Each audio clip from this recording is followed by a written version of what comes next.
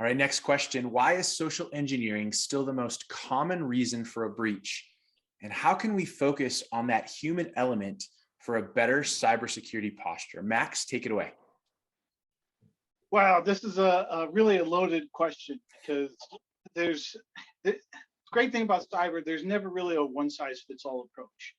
And so it's the answer is probably going to vary for each and every organization and where you stand.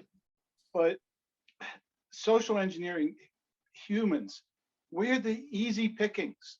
And unfortunately, because we're the easy pickings, we are always going to be that target. And since there is a target on each and every one of us, we need to understand how we reduce our footprint to not be a target. In LinkedIn, it's a perfect example. I love using LinkedIn. Why? Because I can find out everything about anyone on LinkedIn, because people want to tell everything about what they do. So like if I want to go find out who the hiring manager is, I simply use LinkedIn and figure it out. That's the human element that I'm talking about. We're sharing information, but are we sharing the right information? And you'd be surprised about how much we're sharing the wrong information. Thank you for that. Charles, I'll have you come off mute and tell us what you think about social engineering and how to make a better cyber posture. Definitely following up with what Max said, I agree. It's all about human nature. Creatures of habit. The pandemic has showed us that we all have similar needs. We all have things that we just have to have or have to have access to in order to have fulfilled lives. And unfortunately, these bad actors take advantage of that. Our need to be seen and heard, as Max talked about, our need for greed. So these clickbaits of you can get this much money, or you can get this type of, our need for greed, our need for belonging and acceptance. I mean, all those things are just part of our human nature, our human psyche. And in my opinion, it's all about changing behavior. We have to change behavior. As we know, similar examples like with ATM cards when they first came out, don't give away your PIN, protect your PIN, protect your card.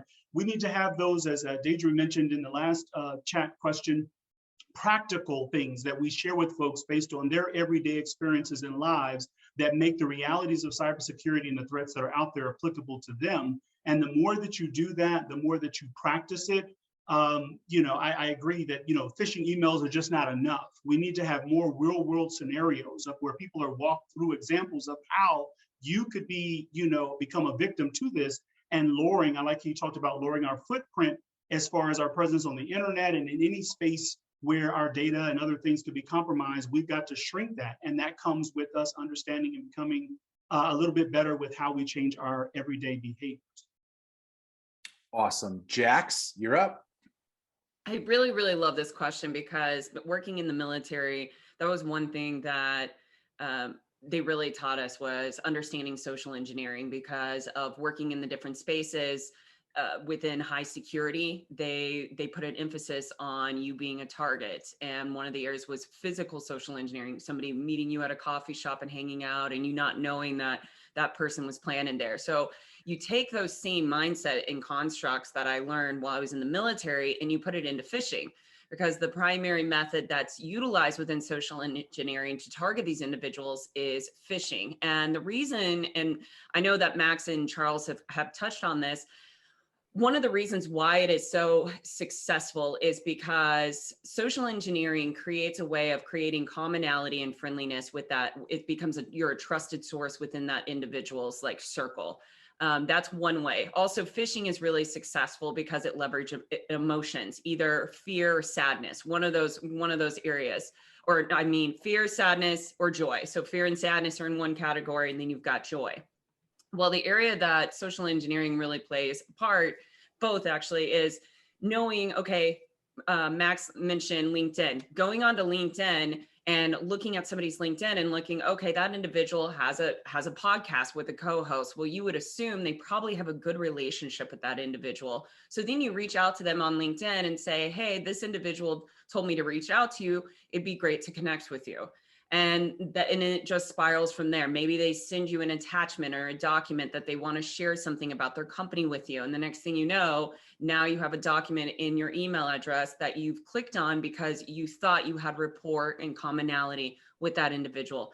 that's just one example. But the biggest thing, and what I always tell people is you always want to trust but verify. And we do that in the intelligence sector.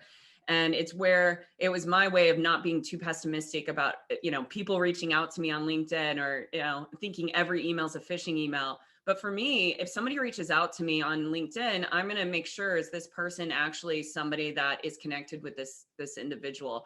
I think if people would start doing that one extra step and a little bit more due diligence, the area of being socially engineered and being attacked could reduce. But I don't know how that's going to happen. Maybe it's going to be further education, but it's going to be really hard because it's really tied and leveraged by emotion and fear of, like, maybe the tax collectors are after me. And if I don't click on this link to go pay my bill, I'm going to be sent to tax collection.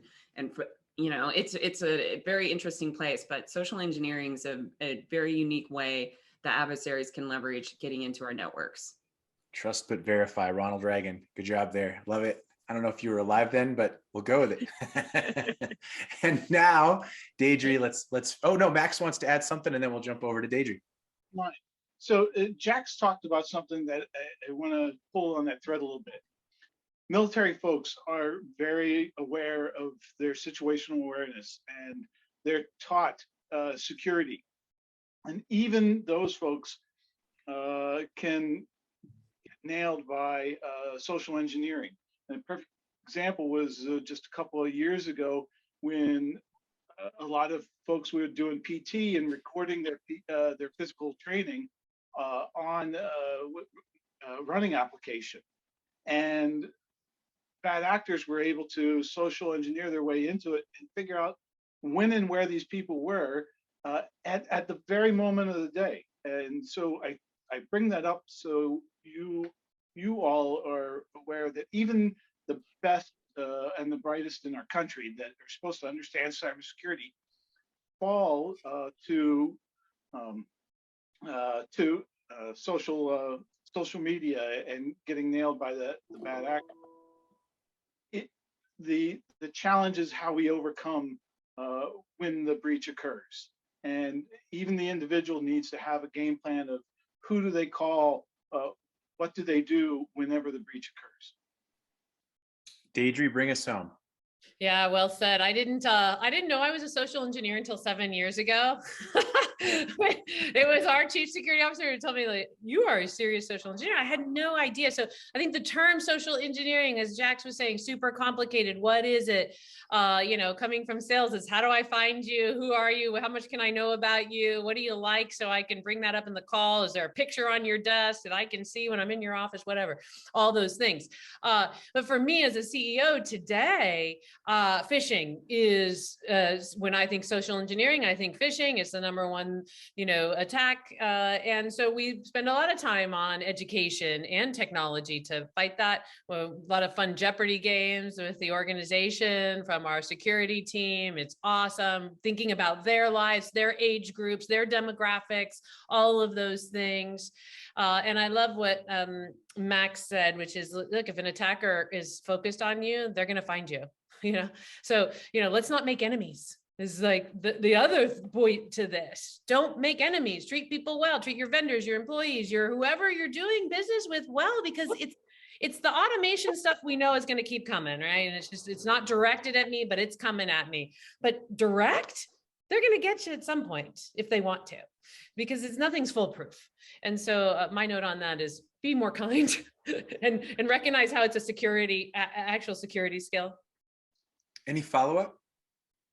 Yeah, I would hate to think, my friends always talk about, because I talk about how in America, we're very reactive and not proactive. I would hate to think that this situation would actually only get better once more people experience it, because people don't seem to take situations serious until it happens to them. So the more this continues to happen, the more it happens to folks and they get breached, they actually become better at detecting these things. And that shouldn't be the way, but unfortunately that may be how we get to a better position in the world.